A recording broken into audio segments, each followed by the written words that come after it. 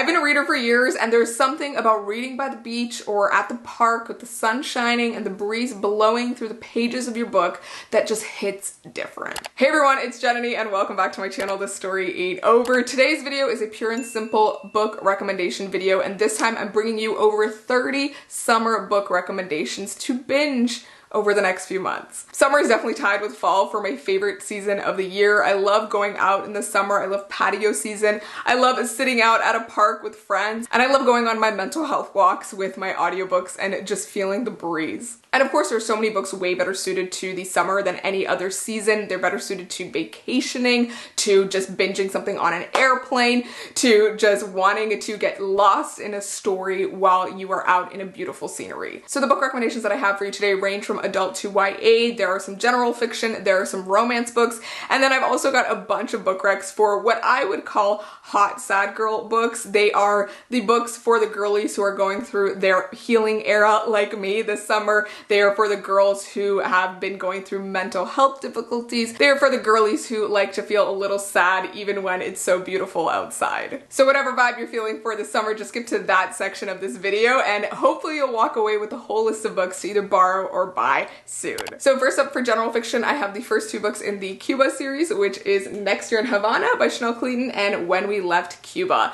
These books are fantastic. They are romantic historical novels, I would say. This one takes place over dual timelines, so both are modern day and also 1950s Havana, but we see the stories sort of cascade across generations and we see some really beautiful love stories. Similarly, but a little bit different, this one follows a minor character from this book through the 1960s and up into our present day a little bit, and we are following her through the Cold War and a lot of American politics. And through it all, we're also seeing the kind of life-changing romance that she goes through. Both of these are fantastic summer reads simply because you will just be swept into the story, into the history, into the romance, but they are also set in situations where the weather is kind of warm, so you'll be feeling the vibes. If you're the type of reader who enjoys books that straddle the line between several different genres, and these ones are definitely the ones to pick up. Now, with summer on the horizon, I am so excited for all the things that I have planned. I have some cottage trips lined up and I have a London and Paris trip coming in September. And so one of the things I really want to do over the summer is brush up on my French in preparation for Paris for around my birthday time, because I spent years learning French in high school, but I still never felt like I got a really good understanding of French, and I don't feel that I walked away from those years of education with a functional and practical knowledge of the language. But of course, that's where the sponsor of today's video, Rosetta Stone, comes in. So I've gotten the Rosetta Stone app and it's absolutely fantastic. I really love it because you're not just memorizing a long list of vocabulary. With their immersion method, you are getting to see, hear, speak, read, and write in your chosen language. My favorite thing about Rosetta Stone is their voice recognition tool. One of the things I've always struggled with French and with any other language that I've tried to learn is trying to speak like a native and have the correct pronunciation. Il y a 4 semaines et 2 jours dans ce mois. Il y a 4 semaines et 2 jours dans ce mois. Oh, I didn't get that one completely. Un mois. Un mois. Ooh. Not quite. The voice recognition tool is so great because it identifies the exact words that you're saying incorrectly so that you can practice them again. I have a passable understanding of conversational Korean, so I definitely want to brush up on that and take it further, but there's so many other languages also available on Rosetta Stone. There's Arabic, Dutch, Farsi, Hindi, Japanese, and so many more. Rosetta Stone is made for every kind of learner and you can fit it so conveniently into any part of your day with the app. Now, probably one of my favorite things about Rosetta Stone is that they have a lifetime subscription. Right now, with a link in my description, you can get 50% off the lifetime subscription. So what's usually $2.99, you can get it for $1.50. That is an amazing price, let me tell you, for the opportunity to learn in a very immersive way and have access to 25 different languages over the course of your lifetime. So whether you're planning a trip for just the summer or you're planning for one like 5 years down the line, you can start now with Rosetta Stone for 50% off with the lifetime subscription and still have access to all of those materials way down the line. One of my friends was recently saying how they want to die having learned at least 5 languages, and I think that is my new goal in life now that I have Rosetta Stone. Now with the next book rec, I think I might actually want to learn Chinese next with Rosetta Stone, and that book rec is Yellowface by R.F. Kuang. One of the things I love that Arv Kwong does is that she throws in some cultural references that are really relatable to someone from that background reading this, and I think it is made for those people, but it's also something that you could simply just search up to understand. And I think if I had some passable knowledge of Chinese, it would enrich my experience of this book. Yellowface is a fantastic, dark, satirical thriller, I would say. It recently came out in May and is definitely one of the best books that I've read this year so far. It is such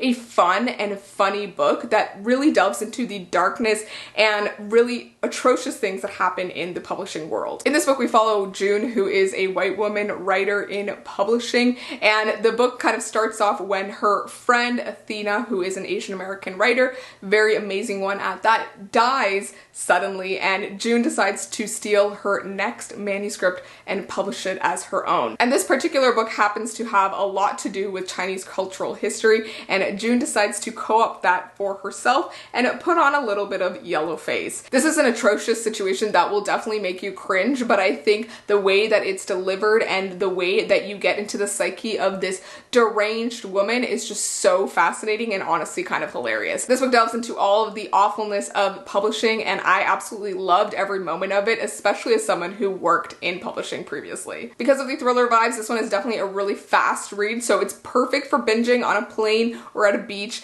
and just getting lost in the story. Next up, I have Little Fires Everywhere by Celeste Ng. This is a fantastic general fiction that I think is great for the summer just because it is such a pulled out story that gives you a look into multiple different characters in this small town and looks at class and privilege and so many different other social issues, which makes it such an interesting but also really fun read because of all of these satirical elements. Like Yellowface, this one is a very satirical book with a slight thrillerish vibe that makes it very bingeable on a plane, but also one that you can take in pieces between the other things that you're doing over the summer. Next, I have a historical romance that I think could go under hot sad girl books, but I think it's got a lot of other aspects to it as well. So that book is The Stationery Shop by Marjan Kamali. This is one of my favorite books to recommend because it is such a heartbreaking love story, which is probably my favorite kinds of ones to read about.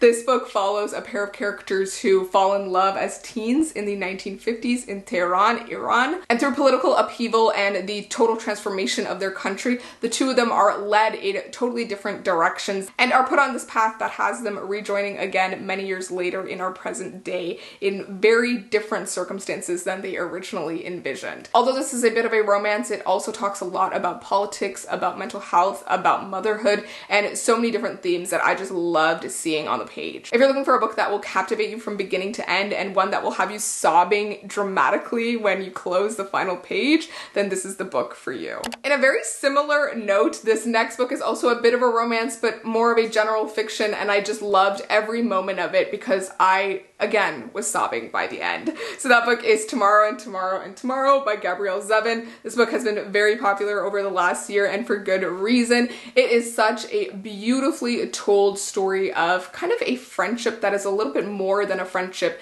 and it is taking place over several decades as we see them grow from children into their adult lives, and we are seeing how their relationship morphs over those years. All of this is, of course, the foreground to the background of these characters meeting, I think in the 80s or 90s, at the beginning of video games and internet and all of this like tech stuff that came to rise, and it coming together later on to actually build video games together. And it goes through so much of the vitality of video games and how people find stories in them and find comfort in them. And overall, this is a book about storytelling in general and how life is a bit of a story like a video game. If you love big sweeping books that take place over many years as you see characters change and grow and end up in places that they did not expect to be, then this is the book for you. Although this one is a bit on the longer side, you'll be so captivated and invested in these characters and you seriously will not want it to end. Alright, the final couple general fiction books that I have to recommend today are by the same author, and that is Taylor Jenkins Reid. A lot of people love her books, and for good reason. She has some really great, fun, and quick reads. But the two I want to talk about today are the ones that I think are perfect for the summer. So I have Malibu Rising and Daisy Jones and the Six. This one is perfect if you want the vibes of like going to those outdoor concerts in the summer and just like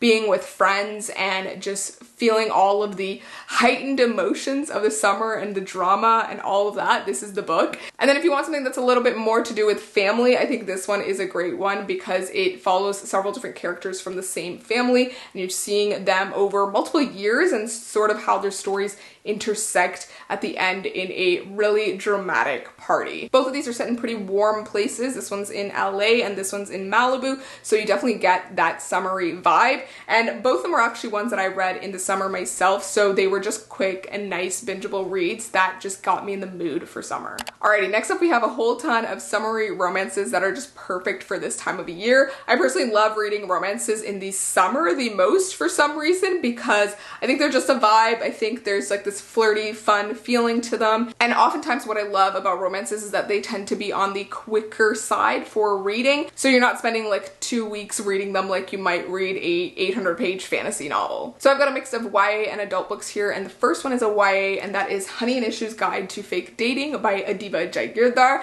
I read this book a couple years ago, I think now, and it's just such a cute queer romance. It's a sapphic romance between two girls, and it of course takes one of the tried and true romance tropes, which is fake dating. These two lovely South Asian girls are just trying to make a point to some people, but also just trying to live their best lives, and they fall in love along the way in a very cute and heartwarming way. If you've been looking for a cute romance to pick up for Pride, then this is definitely one to check out. Another great YA to pick up for Pride is I'll Be the One by Lila Lee. This one features our lovely and beautiful main character Sky Shin, who is bisexual. She's a plus-size girl, and she finds herself competing in this K-pop competition that has come to her hometown, and she's trying to prove a point that she can do and be whoever she wants to be. And these societal expectations of how you should be, who you should like, and what your body should look like should not stop her. And this is one of the most smile-inducing books I've ever read. You'll just be cheering for our main character and wanting her to succeed. Alright, before I get into the more spicy adult romance books, I have one more YA, and that is Frankly in Love by David Yoon. This is one of my favorite YA romances just because it taps into so many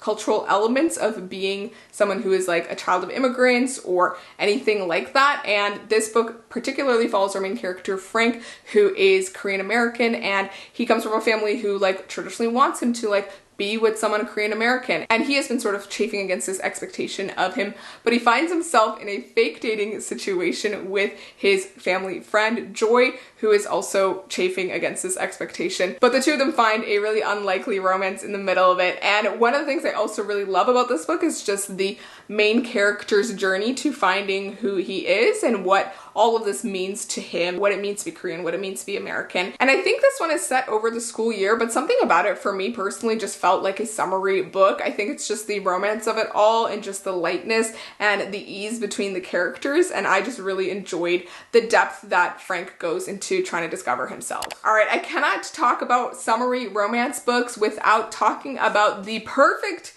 romance to be reading in June specifically, which is 7 Days in June by Tia Williams. This is one of my favorite romance books ever, and I mean like ever, because it just has so much depth to it. It ranges from being funny and cute and hilarious to also being really dark and sad and heartfelt and heartbreaking. This is the romance book that you need in your life if you want to feel the full range of emotions. It follows two characters who fell in love for 7 Days in June many, many years ago as teens, and they are reunited in a very unlikely situation years later when they're both successful writers. She is a successful paranormal romance writer and he is a successful literary fiction author, and the two of them have been secretly sort of writing to each other through their books for years.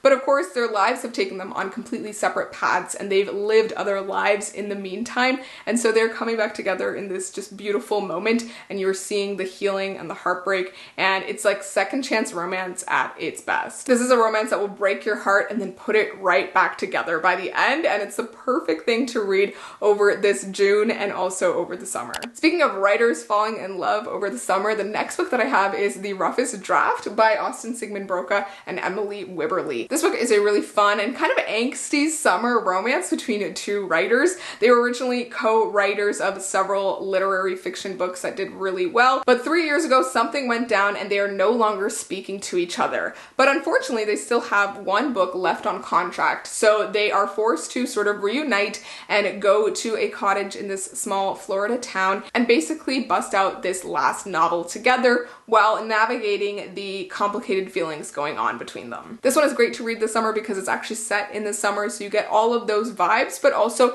a bit of the passion of the heat of the summer. If you're also really into writing and you love books that delve into that process, this one is a perfect one to pick up. Speaking of a pair of writers in the summer, the next book rec is by an author that I think is quite literally the queen of summer romances at this point, and that book is Beach Read by Emily Henry. I'm going to talk about her other books in a sec, but this one is, again, very similar to Roughest Draft, but in a different way. This one follows a pair of writers who are kind of actually rivals at the start, and they happen to be living in neighboring beach houses for the summer while they're both on deadline. And this one is really fun because it delves into sort of the writing process aspect of things, but also just this like really steamy, passionate sort of rivalry that they've got going on, and that ends up turning into a friendship and something more. But this book also delves into a lot of other stuff, including grief as a theme, and I thought it was just so well done overall, and I just loved the dynamic between the main characters. It's both steamy and heartfelt, and definitely one that you can just binge this summer. Now, on a similar note, Emily Henry's next book, People We Meet on Vacation, also has that summery, vacation-y vibe, but this one takes place over several years, like almost a decade, I think, and follows a pair of friends whose relationship sort of evolves over these years, over these many trips/vacations that they would take each year. Although we're following them over the years, we're also following them in sort of the frame timeline of our current day when they are not on such good terms and trying to figure out what went wrong in the relationship while they're forced to be on a vacation together. But this one is great if you really enjoy those friends to lovers romances, those romances that develop over a long period of time. Emily Henry's third book, Book Lovers, is also fantastic. This one I think is a bit more similar to Beach Read, I would say. Involves a little bit of a like hate to love situation, involves a small town romance vibe, involves characters who are very dissimilar and do not really like each other, but end up finding the common ground between them. This is a romance between a cutthroat literary agent and a no-nonsense book editor, and it's honestly just so cute because both characters are kind of prickly, and then you see them sort of soften for each other,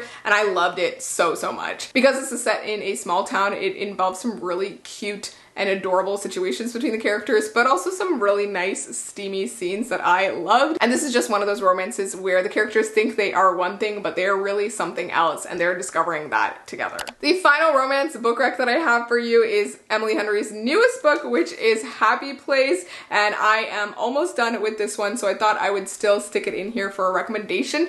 This one is definitely more of that cottage trip for the summer vibe with your friends. It involves a group of friends that always go to their happy place, their cottage trip, but this is going to be the last one, and our main characters have been together for like a decade or something like that. They were engaged, but before this last vacation, they mysteriously broke up for some reason, and they're forced to fake that they are still together for this last vacation to keep everyone happy before they let them know that indeed they are no longer together. This is kind of like reverse fake dating, and it's just so fascinating to me. This is definitely a little bit different from Emily Henry's other books, I would say, just because it deals with that like breakup to makeup situation. So there's already so much history and angst going on, and not in the sense of like they were friends just, but like they were in a relationship for years, and that ended and they're coming back together. So I think it adds another level and dimension to the story and to the romance.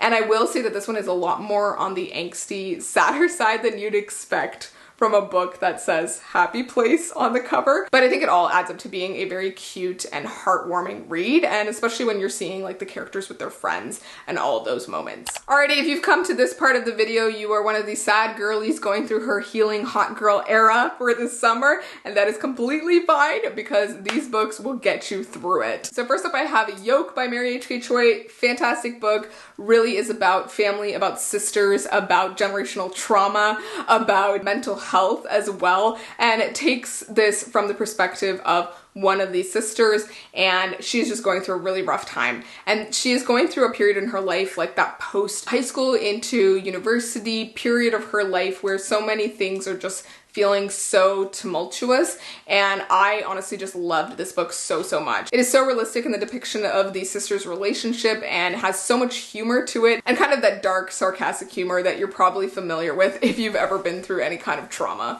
If you're going through it a little bit, if you're struggling with any part of your life at this point, and you know, this summer just isn't looking too sunny right now, then maybe check out this book because I think you'll relate to it on a lot of levels. On a similar note, if you are kind of in that sad vibe for this summer, then I would check out An Emotion of Great Delight by Tara Mafi. I absolutely love Tara Mafi's contemporary books, and this one is definitely the saddest of her books that I've read, and it follows the main character who is just going through a really tough period in her life, and she's feeling all of the emotions. And I think if you're going through any kind of mental health struggle or situation where you're feeling all of the things, then this is one to pick up. This one features a lot of grief, maybe even a little bit of depression, I think, represented on the page. It features the destruction of a friendship, a long-term friendship, and it also features a very sort of tender and raw romance that is kind of unexpected and a little bit haunting. And beyond all of that, this is sort of set to the background of the early 2000s, of 9/11, of Islamophobia, racism, and all of that going on.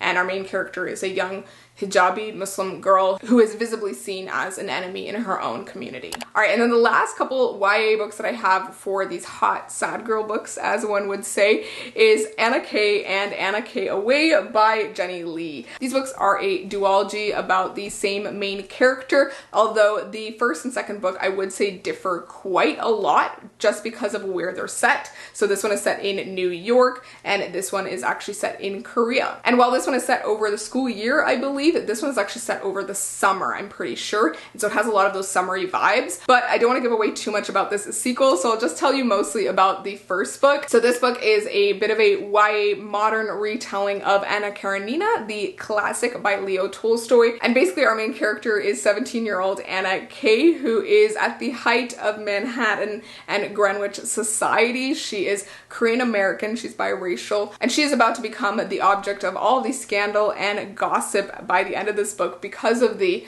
unlikely romance that she finds herself in over the course of the book. Although this follows like kind of the plotline and characters of Anna Karenina, it definitely feels a lot like Gossip Girl, the show, the original show. It's got all of the heightened emotions of teenage years, but it's also got all of the drama of it as well. But beyond that, I think what I love about this book is just the way that it's narrated. It's not necessarily deep in the minds of the characters. We're seeing them from a very bird's eye point of view, and we're delving into the different stories of all of the characters that are around Anna as well. So it's not just her, and we're seeing their relationships and the way that their specific experiences, you know, affect them, but also the people around them. So if you're looking for a bit of a flirty and fun and like all-consuming romance type of situation, then this one is definitely one to pick up. But I think it has that hot sad girl summer vibe because of the depth of what Anna K goes through in this book. All right, and then I can't talk about hot sad girl books without talking about the hot sad girl memoir of the generation, and that is I'm Glad My Mom Died by Jeanette McCurdy. This is a very dark and heartbreaking and at times very sad memoir that goes through some very difficult experiences of the author. But I think Jeanette McCurdy, who is an actress on iCarly and Sam and Cat, she approaches all of this with such a level of kind of dark humor that is both comforting and also hilarious. The reason I recommend this one for the summer is because one, it's a really fast and engaging read and you'll feel so much for Jeanette by the end, and two, because it is a book that delves into so much deep and, you know, personal and dark things that I think it can be very comforting for someone who is maybe not feeling the sunshine so much this summer, and maybe they're in this dark place, but they're finding the way to the sunshine. The way that Jeanette McCurdy deals with so many difficult things in her life, I think puts your own life into perspective in some ways. And it's also just so fascinating to see her strength through all of it, her resilience, and her ability to find healing by the end. The next book that I have is a literary fiction that I think is nice for the summer just because of how slightly salacious this book is, I would say, and that is Conversations with Friends by Sally Rooney. This involves a character who gets into an affair with an older man, and that romance kind of consumes her life in a lot of ways, but it's also the product of her own mental situation going on and, you know, the terrible decisions that she's making. This is the book for anyone who's sort of going through it at the moment, who is having their hot girl summer, but also kind of knowing in the back of their mind that they really should be working on the healing. And I think in some ways it can be very comforting if you are going through that period in your life and to see that on the page, but also to kind of look back on a period in your life as well like this. One thing I really enjoyed about this book is the female friendship that goes on in it. And our main character is actually bisexual, so that adds another layer, I think, to the book and to some of the relationships that you see in the book because of the sort of unspoken things that are going on. And although I'm not the biggest fan of Sally Rooney books, this one is quite incredible, and I really did love the writing in a lot of places and some of the incredible lines that she puts on the page and just how they like capture such depth of emotion and feeling. The next book that I have is similarly a very messy, hot, sad girl book, and that is You Exist Too Much by Zaina Arafat. This book follows our Palestinian American main character who has a very complicated relationship with her mother, and that manifests in so many different ways across this book and also affects the mental state of our character over the course of the book and through years of her life. Our main character is also queer in this book, and so that adds a level of dimension to this, and I think this book explores a lot of like the religious, sexual, and like cultural identities of the main character and how they don't really mesh quite well, and how she is constantly like thrown in this like crossroads where she can't exist comfortably or the way that she wants to, and how she is forced to constantly sort of be someone that she's not for the people around her. Now, don't get me wrong, this book has a lot of depth to it, but it also features a character who makes a lot of crazy and reckless decisions that I think can be sort of comforting to read about if you are going through a period where you are doing similar things and struggling and going through it. And the book is told in this non-linear format where you're flipping between parts of her life. So you're getting to see her at this treatment facility for her love addiction at some points as well. Alrighty, and the final hot sad girl book that I have, and just summer book rec overall,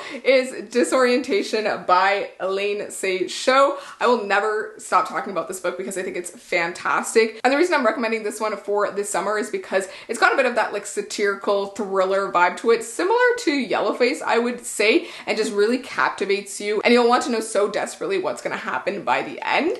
But it's also a bit of a hot sad girl book in the sense of the main character having this epiphany or like moment where she's realizing there's so much wrong with how she's been leading her life, and she is trying to fix that, but also going through a lot of reckless mistakes along the way. This book also deals with themes of Yellowface, of racism, of academic snobbery. It also deals with fetishes, with multiracial relationships, with just so many other themes that I think make for a overall really interesting read. And what's so fantastic about this book, and Yellowface as well, is that it blurs the line between all of these like very difficult and hard social topics and shows the sort of straw man arguments that a lot of people have with them. And there's no one size fits all rule to a lot of these things. This is definitely a book that is both hilarious and thrilling, but also one that will get you thinking a lot by the end of it. Alrighty, and with that, those are all the books that I wanted to recommend today for this summer book recs video. I really hope you guys found a new book to borrow from the library or pick up at your local bookstore or grab as an ebook for your e-reader. And whatever it is that you're doing this summer, I hope you can take one of these books on vacation or to the beach or to a walk on the park. And as always, I would love to hear from all of you what books you would recommend for me to pick up this summer, or for anyone watching here today. I have high hopes for the summer and for all the beautiful things to come. And whatever you're going through right now, I hope that you can take a moment to just get out there, take a walk, feel the sun on your face and the breeze in your hair, and know that everything is gonna be okay. Thank you guys so much for watching, and as always, if you want to get regular updates on what I'm reading, then check out my Instagram down below, and I will see you next time. Please remember that the story ain't over. Bye!